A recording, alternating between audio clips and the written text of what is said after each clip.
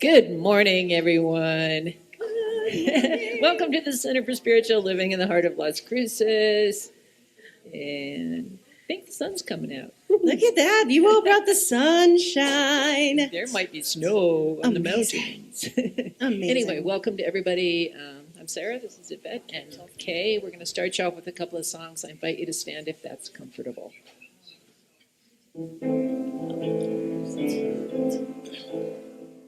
Thank you for this day, Spirit, thank you for this day. Thank you for this day, Spirit, thank you for this day. This beautiful day. This beautiful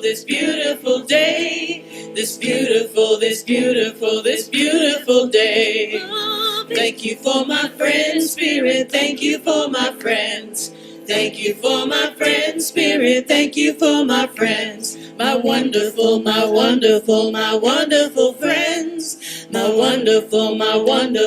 wonderful friends. Thank you for this day, Spirit, thank you for this day. Thank you for this day, Spirit, thank you for this day. This beautiful day. This beautiful day. This beautiful day. This beautiful day. This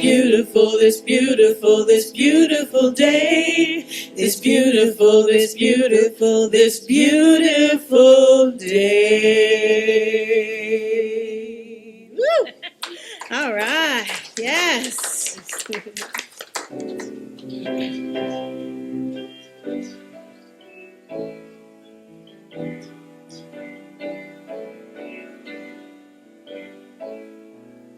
Use me, oh God, I stand for you, and here I'll abide as you show me all that I must do.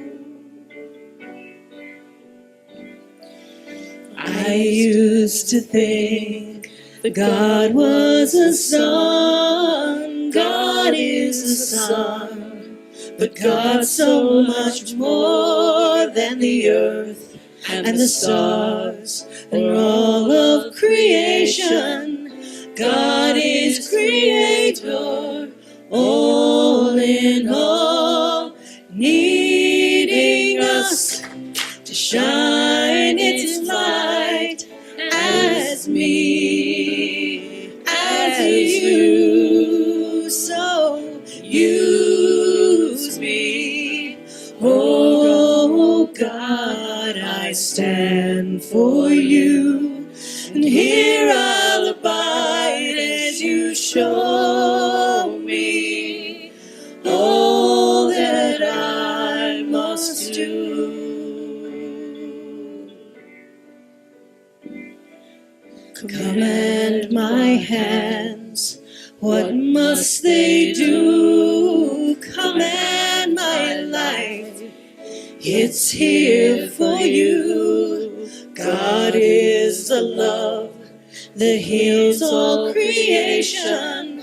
God is creator, makes all things new. And God needs us to shine its light as me, as you. So use me, oh God, I stand for you, and here I'll abide as you show me all that I must do. Show me all that I must do.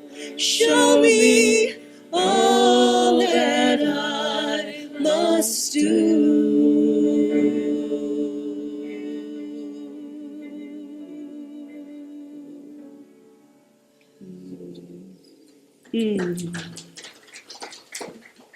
Well, thank you so much, musicians. It's nice being over on this side of the room than on that side. Well, good morning, Mike. See, I do it 3 times. I'm Doug Benson. It's a joy to be here with you today. Here at the Center for Spiritual Living in the heart of Las Cruces, we're more than a Sunday service. We're a growing, heart-centered community grounded in spiritual principles and open-hearted love. Our vision, a world in loving partnership for the good of all, and that begins right here with how we show up for one another. If you're here for the first time, welcome. We're glad you found us. If you haven't already received our gift bag, be sure to pick one up, as there's a gift certificate to the bookstore in there for you. Inside, you'll find more about who we are and a way to stay connected through our newsletter. And to those joining us online, welcome to you as well. It's an honor to share this space with you as well. There's so much goodness unfolding here. We're so thankful for that. So be sure to check out our newsletter or talk to one another after the service. We love to get to know you better. We have several announcements for today. Following service today, we'll begin a visioning together for our community. What is Spirit's highest vision for the Center for Spiritual Living in the heart of Las Cruces in the year ahead? Let's listen and catch that vision together. As we prepare for our first Vision Board Bash on Saturday, February 7th from 9 to 12, we're inviting you to share vision board supplies if you have extras at home. Look for the collection bin in the social hall and where you can add your magazines, markers, stickers, tape, glue sticks, glitter glue, and all are welcome. You don't need to buy anything. Our new Coffee Craft Connect Saturday series also kicks off on that same day, February 7th, so come join us for that as well. It's going to be fun. During the season of transition, we're inviting members to help cover the office and bookstore on Saturday mornings. Specifically for January, we still have need for someone to cover January 31st. We still have opportunities to serve beyond January. See Reverend Bonnie or Yvette. And we offer heartfelt thanks to Janice Fowler for her many years of loving service in cleaning and caring for our center, helping to keep our sacred space clean, beautiful, and welcoming. As we bless Janice in her next chapter, we are now seeking someone to take over cleaning the center twice a week. So our building continues to be ready for Sunday services, meetings, and our community gatherings. If you're interested or have a recommendation, please contact the office. Bonnie Smith is conducting a book study, The 4 Spiritual Laws of Prosperity by Edwin Gaines, thank you. Join Reverend Bonnie for a thoughtful and engaging book study exploring spiritual principles of abundance that go far beyond money, inviting greater fulfillment, purpose, and joy in all the areas of life. The book study will meet on Thursdays at February 19th through March 26th from 3:30 to 5:30 p.m., and love offerings are accepted. Here at the center, we believe in the power of prayer, what we call spiritual mind treatment or affirmative prayer. If there's something on your heart, we invite you to fill out a prayer request card. You'll find them in the seat backs in front of you. You can drop your card in the prayer box at the back of the sanctuary, place it in the offering plate, or submit a request anytime at csl-lascruces.org. Your request will be lovingly held by our prayer team, a group of ministers and licensed practitioners from all over our 4 local New Thought communities. And if you would like one-on-one prayer today, look for a practitioner wearing a turquoise stole, and they'll be available after the service to pray with you. And we love good news too. Feel free to fill out a gratitude card and share what's going on well in your life, and we love to celebrate that with you. And now it's time for song, silence, and prayer. Sarah?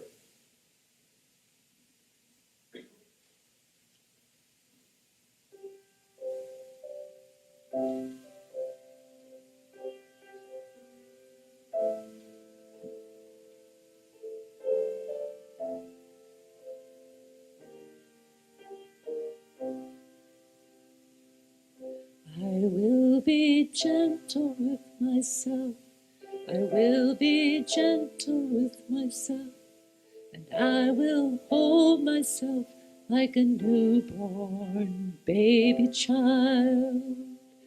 I will be gentle with myself. I will be gentle with myself, and I will hold myself like a newborn baby child. And I will only go as fast as the slowest part of me feels safe to go. And I will only go as fast as the slowest part of me feels safe to go. I will be tender with my heart. I will be tender with my heart. And I will hold my heart like a newborn baby child. I will be easy on myself. I will be easy on myself.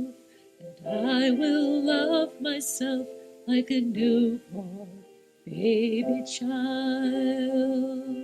And I will only go as fast as the slowest part of me feels safe to go.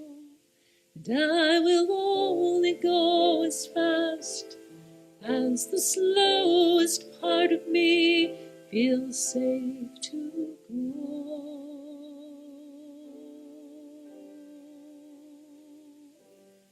I am gentle with myself. I am gentle with myself. Oh, I love myself like a newborn baby child. Oh, I hold myself like a newborn baby child.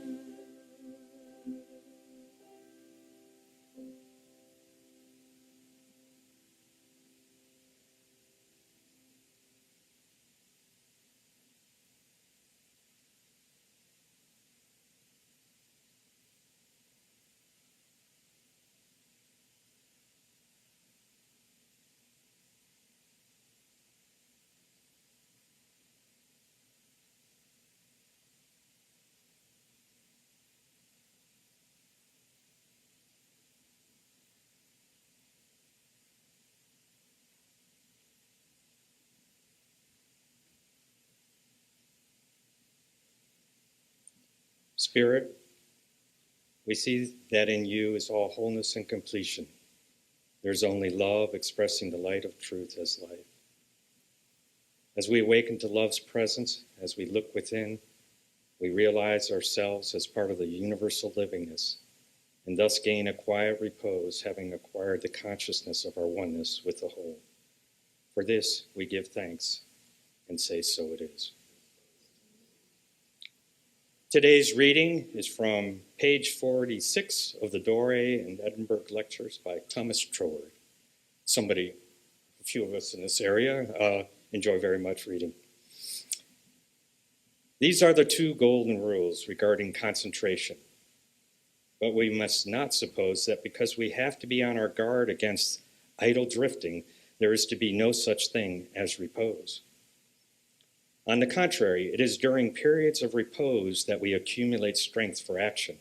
But repose does not mean a state of purposelessness. As pure spirit, the subjective mind never rests. It is only the objective mind and its connection with the physical body that needs rest. And though there are no doubt times when the greatest possible rest is to be obtained by stopping the action of our conscious thought altogether, the more generally advisable method is by changing the direction of the thought and instead of centering it upon something we intend to do, letting it dwell quietly upon what we are. This direction of thought might, of course, develop into the deepest philosophical speculation, but it is not necessary that we should always be either consciously projecting our forces to produce some external effect or working out the details of some metaphysical problem. But we may simply realize ourselves as part of the universal livingness and thus gain a quiet centralization, which, through maintained by a conscious act of the volition, is the very essence of rest. From this standpoint, we see that all is life and all is good, and that nature, from her clearly visible surface to her most arcane depths, is one vast storehouse of life and good entirely devoted to our individual use. We find it results in our having acquired the consciousness of our oneness with the whole. This is the great secret, and when we have once fathomed it, we can enjoy our possession of the whole, or any part of it, because by our recognition we made it and can increasingly make it our own, and so it is. And now we have Pat Simeo to sing our first special.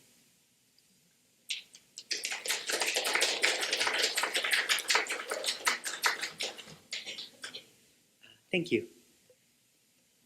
Here's a song of rest and benediction through nature that I wrote for my daughter about 10 years before she was born. It's good to be prepared.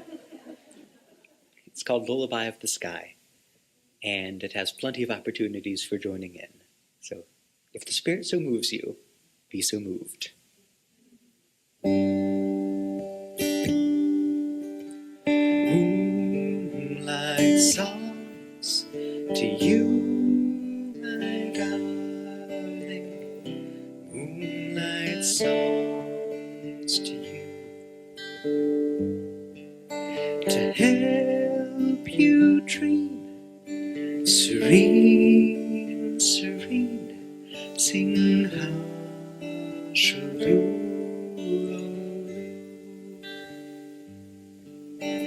Rolling clouds to you, my darling.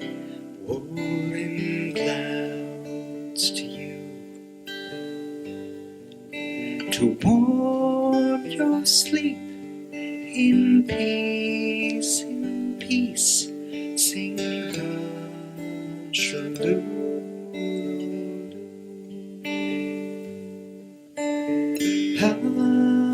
Shabbai, oh Shabbai. Rest and close your eyes. Night has come, the day is done. Sleep now, Shabbai. Gentle winds to you, my darling. Gentle winds to you, to brush your cheek in kisses sweet. Sing Hallelujah.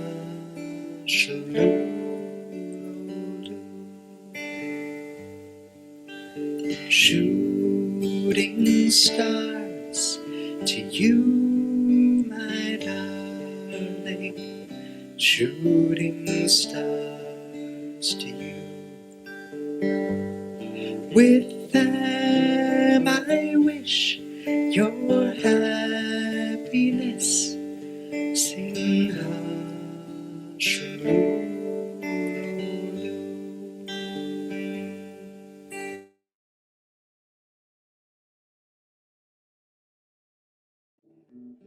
Rest and close your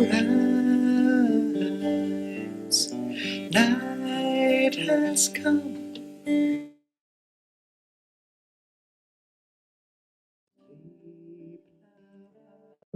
Shine.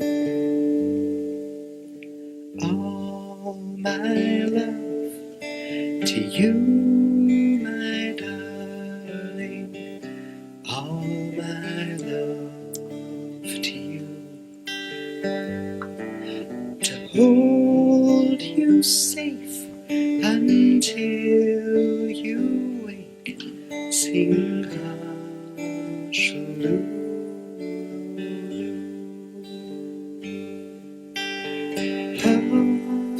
Shabbai, oh Shabbai. Rest and close your eyes. Night has come, the day is done. Sleep now, Shivai. Sleep now, Shivai. Sleep now, Shivai.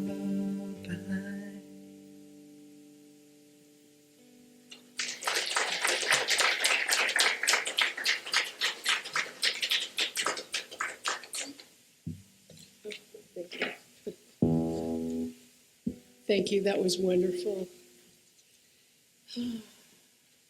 Well, this is wonderful. All of you people braved our snowstorm. It was amazing getting here. People could barely drive and the roads were dry. So I don't know what the deal is, but thank goodness you're here. It's going to be wonderful. It's just going to be wonderful. And so Doug was supposed to introduce me, and I forgot to say I'm Judy Hunt, practitioner here, but I think pretty much everybody knows that. So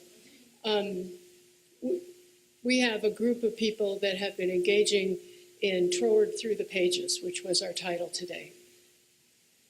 And we have been 2 years reading everything. And you'll hear, Alice can't join us today, but I'm going to read a part where she talks about the slog of it. Thomas is not easy. And I also wanted to point out, and Carrie will give us the historical perspective, but this was the week of Ernest Holmes' birthday, our founder. And so this is no slight on Ernest. This is just a twist. And a lot of us found that the way that Thomas explains things to us, once you get used to the writing, really goes deep. So it's been wonderful, and we get to share it with you today. So it's just going to be wonderful. And so we decided, Doug thought it was a good idea, and we all agreed. I am so the titular leader of this thing. These people do whatever they want. I just want that clear. But we always start our book study with 5 minutes of silence and just to settle ourselves. And we've had that beautiful lullaby, so don't fall asleep. But let's just take a minute of quiet to bring ourselves right here, right now, for this awesome day and this awesome experience and for everything beautiful that lands in you.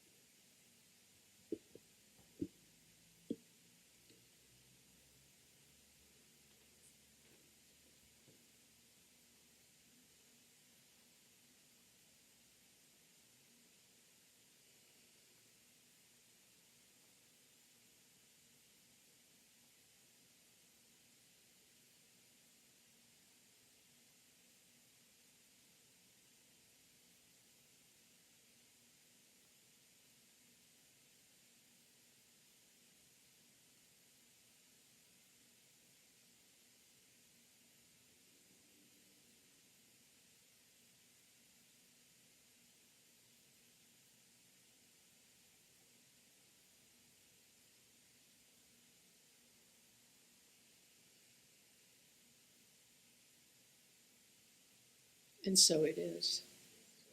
So let's welcome Carrie Porter to the stand. She's going to start us out today.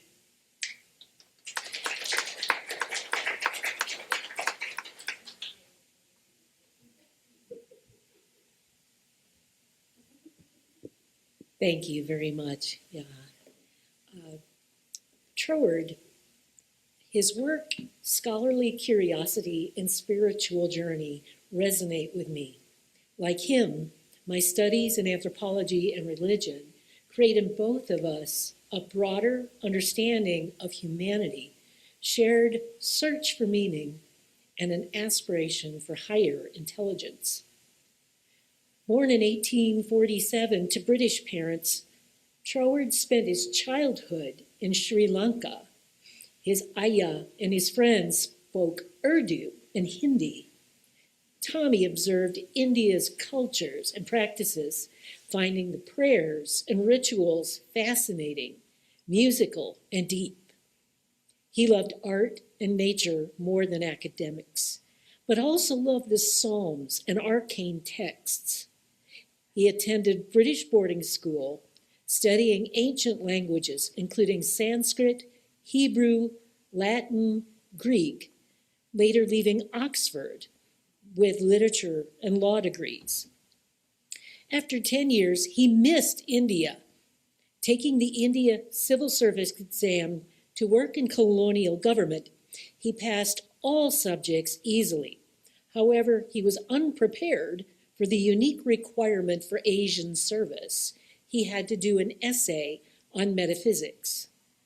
Amazingly, his childhood was so inspired that he passed with high marks and respect of his proctors. He worked in Bengal law as a judge who understood people and treated them fairly.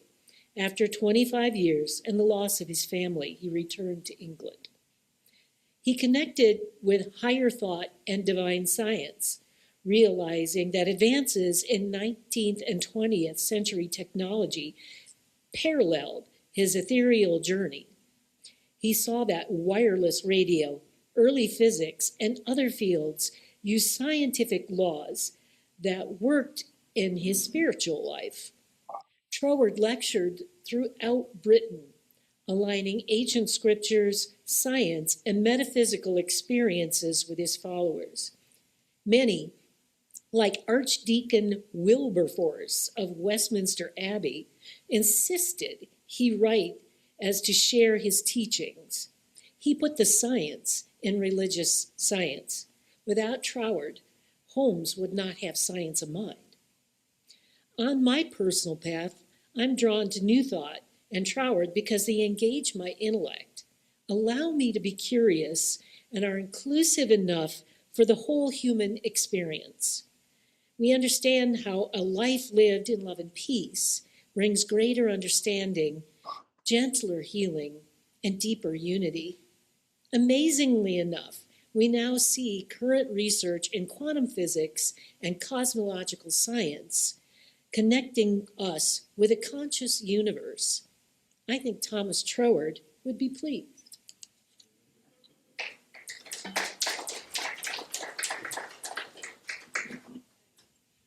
Thank you. That was perfect. Notice we say Troward and Troward. We're not sure, so that's what you get. And now it's Kayan Covey. That's the right way to say her name.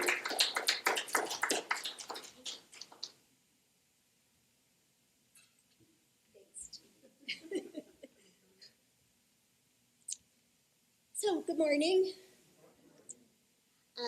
I only have 5 minutes, so I used as few words as possible with a lot of ideas, so I hope it makes sense. So, okay. I chose one of Troward's topics to talk about that has inspired me and changed my thinking on the idea of externalization, meaning what is happening on the inside can be brought into form or realization in the physical world through a natural and biological process. The topic I'm speaking of is the will. Troward showed us how to use our will as a direction center instead of a control mechanism, which usually brings all kinds of anxiety, exhaustion, and efforting. And the word efforting here is described as the strained use of personal will to try to force a mental or spiritual result. So the use of our will begins with a desire that has shown up seemingly out of the blue. We're thinking about it all the time. Troward says this is not a mere whim, but a vital sign from universal spirit. He calls it a nudge or an invitation, because spirit is always seeking expansion through us as individuals. God actually receives great joy from what we allow into our lives to help us expand. as long as our desires originate from universal spirit. But how do we know? Troward explains in the Edinburgh Lectures that spirit's only intention is to provide life more abundantly. Divine desire also seeks to increase life, beauty, and liberty. It feels like an opening up, whereas an ego whim feels like a closing down that is born of fear or lack. Once our free will has approved our desire and judged it to come from truth, our imagination begins building what Troward calls a spiritual prototype, which creates a mental mold into which the creative energy of the universe can flow into. Now we initiate our will to bring forth the fulfillment of our desire. I don't know how you all have used your will, but in the past I've used it like a machete to get through the jungle and just slash my way through and try to reach my destination. However, Troward has taught me that my will is not meant to be used as an action power, which attempts to control my journey, but is instead meant to be a carrier of the sacred mold I travel with, to hold on to the feeling of my desire being fulfilled. Spirit always knows what it takes to accomplish what I aspire to. My job is to let it do its perfect work without my interference. The task of my will, then, is to keep my mental focus in place and keep my mind from wandering into doubt or unbelief. But how do I do this? One thing I love about Troward is that he has tips and tools that help us use what we have learned to keep us steady while spirit moves us forward. He suggests we use the will as a handrail on a staircase to keep us from letting go of our vision when the physical world is not cooperating. So in my vision, I see a beautiful staircase made of cherry wood with a matching handrail that is exactly the right height for me and made to fit my hand exactly. So sometimes I have a light touch on the handrail, and sometimes I cling to it for dear life and move up slowly, one step at a time. As long as I keep my eye on the landing, I can stay on my path. However, on the other side of the staircase is the great abyss filled with doubts, anxiety, alligators, and scary creatures. Sometimes I may fall in and have to swim around for a while until my fears have calmed down. Mysteriously, though, I never do get eaten by an alligator, and I've discovered there are ladders I can use to climb up and get myself out and begin again. In closing, I quote Troward, "The will is not the power which directs the actions of our spiritual faculties. It is the handrail which keeps us from falling. When we start efforting, we effectively let go of the handrail." Thank you.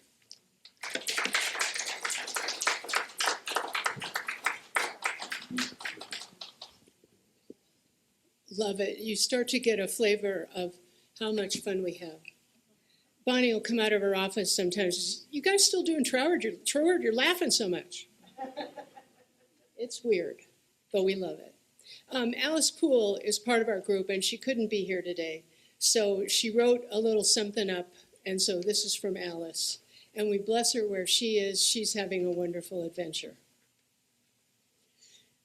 So this is Alice. Hello, Al. All. There's a start. Hello, Al. I wish I could be here with everyone today. A few years ago, I had the chance to take the class From Whence We Came, A History of New Thought. It was my first time reading Thomas Troward's work, and reading Troward has been a personal revelation. However, reading Troward did not begin well. Troward was a man living in the late 19th to early 20th century, a time when the writing style was a bit different than it is today, to say the least. As a trained speed reader, I was hesitant to start reading his work simply because others had indicated to me that his ideas were difficult and his writing was just a general pain to read and understand. That criticism of his writing did not disappoint. Troward's paragraphs were long, sometimes consisting of only one run-on sentence, filled with old-fashioned vocabulary, including Latin, which at the time made me roll my eyes. I would read to the bottom of a page and ask myself, what in the heck did I just read? But I kept at it. I took out my green pen, the one I would grade papers with, and made slash marks where I thought there should be a period. Alice is a teacher. Then I would go back and read again and again. Then I would read aloud and read aloud again. It was frustrating, but I gathered little nuggets of truth along the way, so I persisted. I finally decided that instead of forcing Troward into my 21st century world, I had to meet him where he was and surrender to the fact that in no way does one ever speed read Troward. So I decided to relax, take notes, underline texts, and have conversations with my Trowardites about the text. I eventually realized that I was understanding what I was reading the first time through, and that Troward's thoughts and ideas were deeply transforming not only my own thoughts, but my life as well. Today, my life does not look much different from the outside than it did 2 years ago, but now, after applying what I have learned, I have developed a deeply held conviction that God is all there is, no exceptions.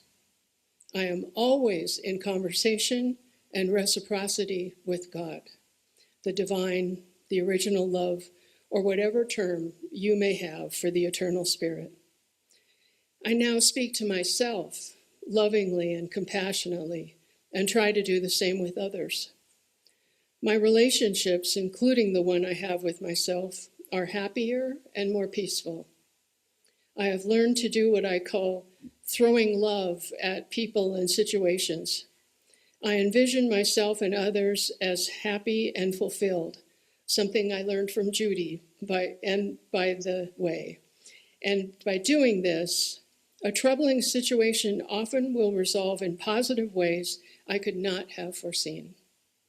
I feel as if I'm now living in concert daily with Spirit, who is becoming deeply embedded in my day-to-day life. Am I perfect at all this? Of course not. For example, I still have moments when driving in town that challenge me. But I acknowledge that I am a work in progress. My journey with Thomas Troward has deeply enriched my life, and I now look forward to experiencing ever richer livingness. We thank you, Alice. And now, Doug Benson.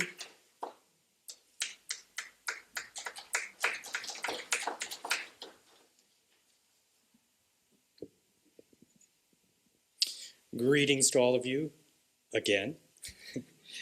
It's good to be here. If I were to give a name to this message today, it would be Who Touched Me? So let me start by saying I joy in welcoming the beauty and the truth of the other, of you. I give thanks for your presence here, for it is here that I hold space with you in the unity of spirit to enjoy the communion of our fellowship. As I say good morning to each of you as beloved, I welcome the truth of who you are as divine. You have never looked better than you do right now. I see the beauty of who you are. I am consciously aware of the truth of who you are, and for this I celebrate and give thanks. Now, in my opinion, this is no little thing, for I believe it also describes the tenor and the essence of my experience in the Troward class. It is a process of feeling the truth, that I am whole and complete in spirit, and is the fundamental basis of my every momentary perception. Here I realize that as a conscious being, that life is unfolding in divine order as love, as the light of truth expressing. It is all the gift of God, the miraculous transformational experience of the caterpillar into the butterfly, of egoic consciousness into spirit consciousness. the little eye of the caterpillar into the not eye of the butterfly that becomes the Christ consciousness in me to know you. Recognizing and accepting that I am a spirit being is for me the start of all conscious awareness. I believe that it is the open door of that which Troward describes as, you've heard many times already, the livingness of life to which we all aspire. The study of Troward requires discipline, as we just heard Alice describe as well. A discipline, though, to remain inwardly focused with an intentionality to listen to the inner voice rendered to spirit. This be true, Troward points out that in the process of awakening to love's presence, that we are all beginners. That in the active study of life, I'm encouraged to be gentle not only with myself, but also with the other. Respect, then, my personal narrative is mine, and that the personal narrative of the other is theirs, part of their journey, whether I understand it or not. All are blessed beyond the measure, and this is not subject to interpretation by the egoic mind. To say then that 2 years of the Troward experience is merely a class, a book study, or a social gathering would be a misnomer. For me, the books are a vehicle or platform for expanding my knowing truth and relational reciprocity with the other in the class, in the fellowship of love.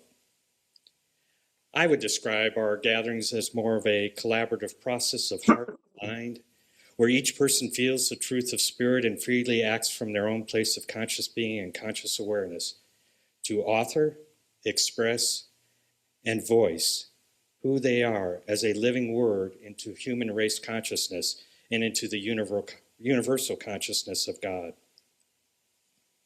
Let me close with several examples about what I've just shared. As Jesus walked with the disciples amongst a crowd of people, he asked, "Who touched me?" "Someone touched me. I know that power has gone out from me." The woman with infirmity who touched only the hem of his garment was instantly healed.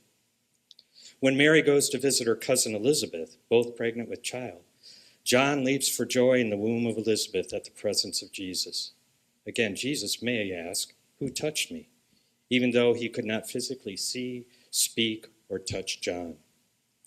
When I visit and sit with Gail, Sarah's mom, who lives nearby in a memory care facility, who forgets things in just a few moments, somehow she's able to engage with me, becomes animated, in tears as we talk Troward and we talk spirit.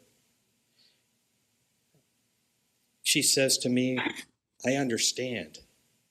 I wish I could record this." It makes me cry. I am humbled at the wonder of who she is, miles apart in one sense, but ever present in her spirit with me. I know she touched me, and I her. In each example, each person felt the presence of spirit of the other, felt the presence of truth, experienced the wonder of wholeness, unity, and completion in the here and now as divine. Everywhere I go now, this isn't my word, but somebody mentioned it in our class, my Trowardite friends go with me and I with them. We speak to each other in the silence. They touch me with their presence and I them. They may say, "Remember, Doug, no efforting," or "Doug, everything is okay." So in my conscious awareness and spirit, each calls and touches me by name. Each says, "You are not alone." I feel the truth of who they are in my being. They are indeed beautiful beyond description, just as you are. So who touches me in this moment? You do. I stand in awe of them, and I stand in all of you sitting here today. I'm not alone, and neither are you. I have come face to face with the other, face to face with the beloved, and face to face with God. So I rejoice and say, so it is.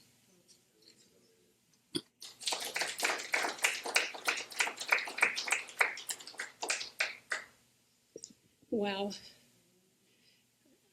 I'm so proud of us. We have another member, Christy, who isn't here with us today, but contributes every week. Last week, Reverend Kamatara did a gorgeous job at summarizing the meaning of Ernest Holmes' teachings.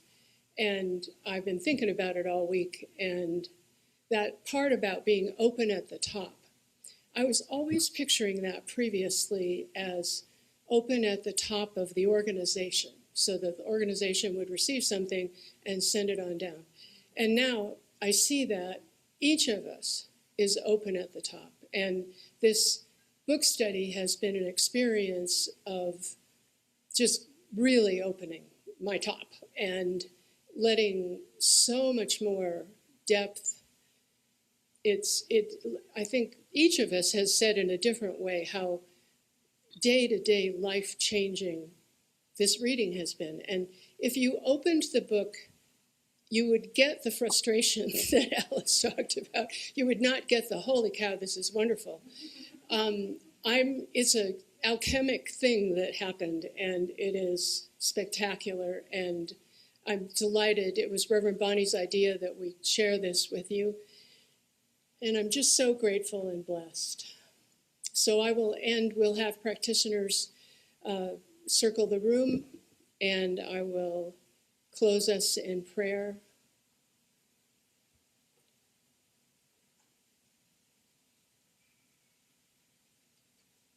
Good. There we are. I think I'm probably coming through all right.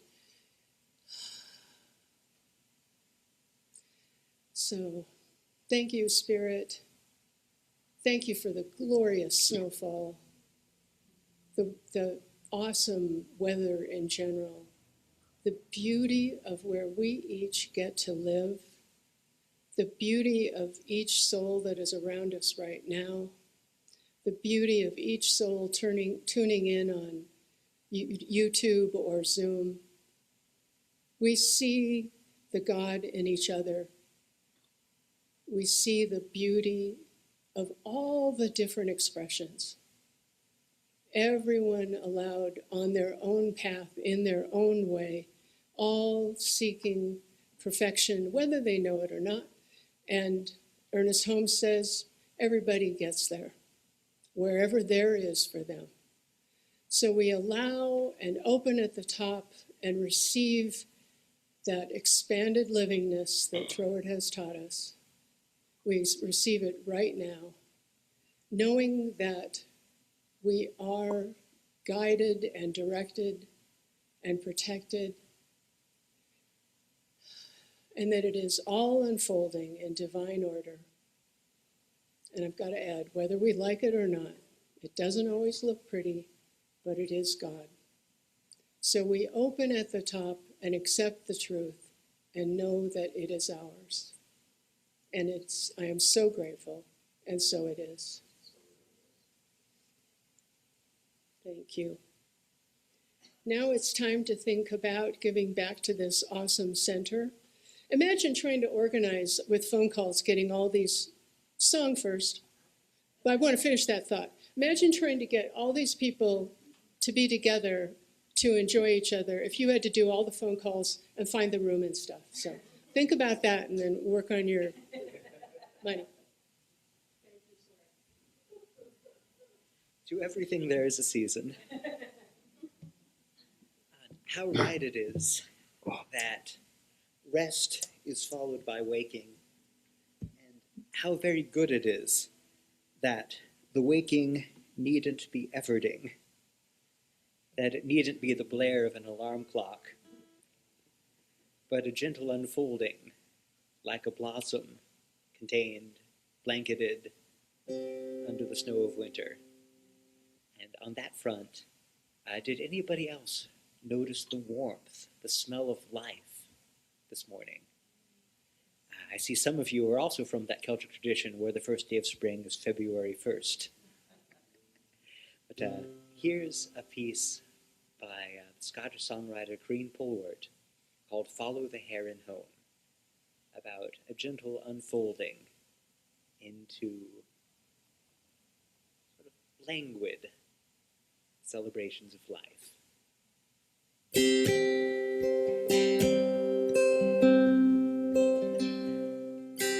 Back of the winter is broken, and light lingers along by the road, and the seeds of the summer have spoken in gowns that bloom on the shore. And by night and day we'll sport and we'll play and delight as the dawn dances over the bay.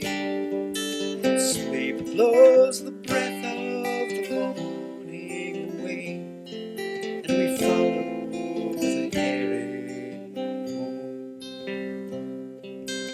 Long we've cradled our sorrows and stoked all our fires with fear. Now these bones that lay empty and hollow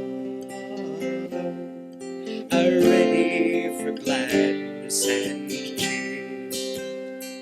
And by night and day we'll sport and we'll play and delight as the dawn dances over the bay. Sleep blows the breath of the morning away, and we follow the herring.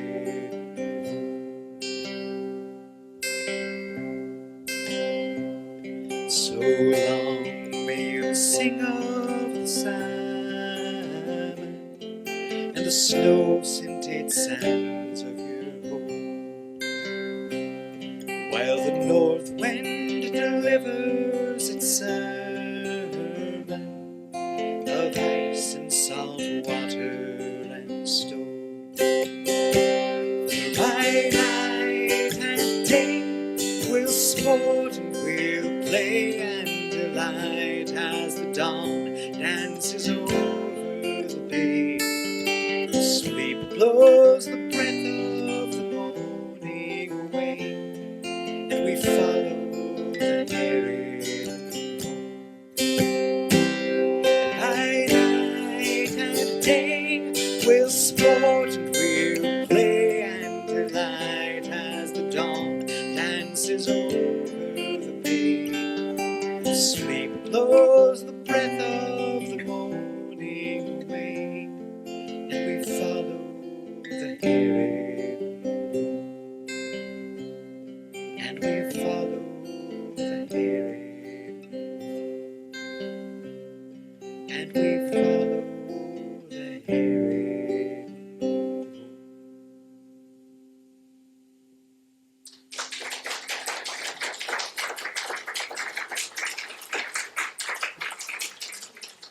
So wonderful, thank you. So we believe in abundance, that God is granting us that with our focus, and that all monies that come into us, we tithe back out 10% to, we're going to go to NAMI first. Okay. I'm having a little issue here. All righty. Bear with me. The National Association of Mental Illness. And a wonderful member of our congregation is here to speak a few words about NAMI. This is Waithera Kinuthia.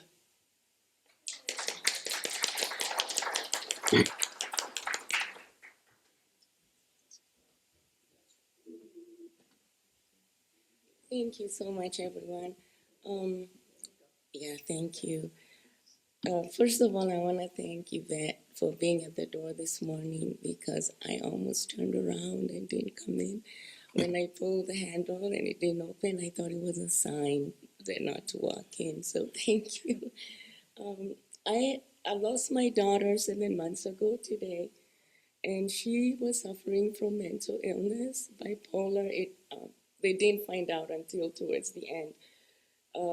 NAMI was so helpful to me when she was first diagnosed with mental health issues, and I didn't know anything at all about mental illness.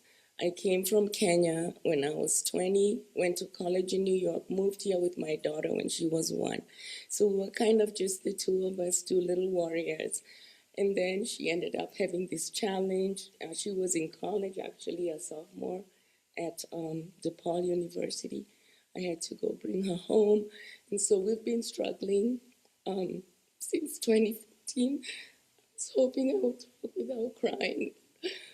So since 2014, she's been struggling and didn't get diagnosed properly because of the way the system is. But NAMI is one of those organizations that can really help people who don't know where to turn. And I didn't know. So if I didn't have NAMI, I wouldn't have known what to do. I want to thank you, my family, my Las Cruces family, my family in Kenya. That's where I'm from. They thank you so much for supporting me in all ways. You helped me by being there, Bonnie and Judy and many of you that I'm not going to be able to name everybody by name. A lot of you showed up, presents. Some of you sent flowers, food, a lot of prayers and money. And that's what I want to say. Thank you so much for all your support. I have felt very supported. And we're going to be, we had a celebration of life on September 12th, which is Maisha's birthday. That's my daughter, Maisha. And we got some flowers and a little candle in her honor. And I'm going to take her cremains to Kenya. We had her celebration of life September 12th last year. And I'm going to take her to Kenya in March, on the 30th. So I just wanted to let you know that I'm very, very, very grateful and appreciative of all your prayers. And pray for us as we travel. I'm going to take my brother and his sister, and my sister-in-law, his wife, with us. We're flying from New York to Kenya directly. And then when I come back, I will share with you a project that I want to start in her honor. And I will talk to you more about it when I come back. So thank you, thank you, thank you so much for the love, for the support. I love you guys.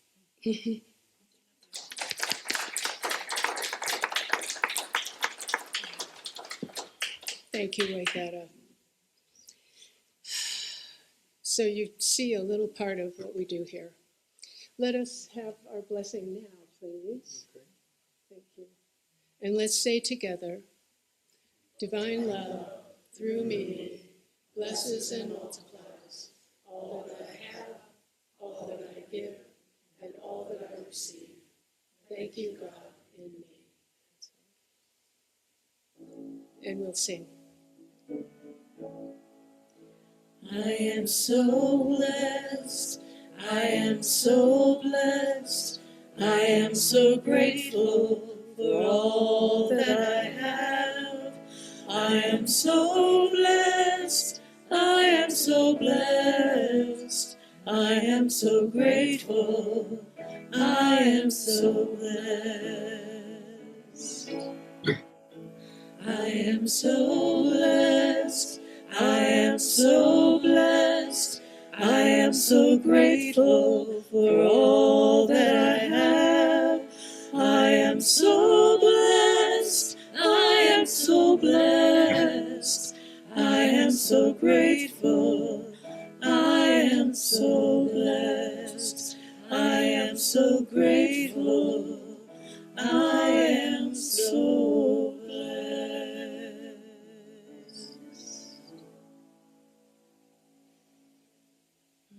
Thank you all. We bless this knowing that it is multiplied immediately and it goes forth to all the right things and it's all good, and so it is. So we go forward on a new week. Let's remember we are a spiritual being having a human experience. Let's think about that every hour. It changes everything. Thank you. What are we singing? Go out and shine. Go out and shine.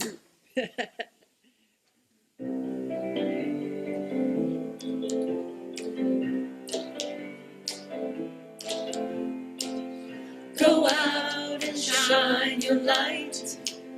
You know the time is right. You gotta go out and shine your light. Go out and shine. Go out and shine. Go out and shine your light. You know the time is right. You gotta go out and shine your light. Go out and shine. Go out and shine. Step out chance. Walk the talk, join the dance. Relax, enjoy the ride. Let kindness be your guide. You gotta go out and shine your light. You know the time is right. You gotta go out and shine your light. Go out and shine. Go out and shine. One voice, one hand, one heart. Wanna change, make a start. We're one big family. What's good for you is good for me. Come on and go out and shine your light. You know the time is right. You gotta go out and shine your light. Go out and shine. Go out and shine. Go out and shine. Have a beautiful week, everybody. We love you.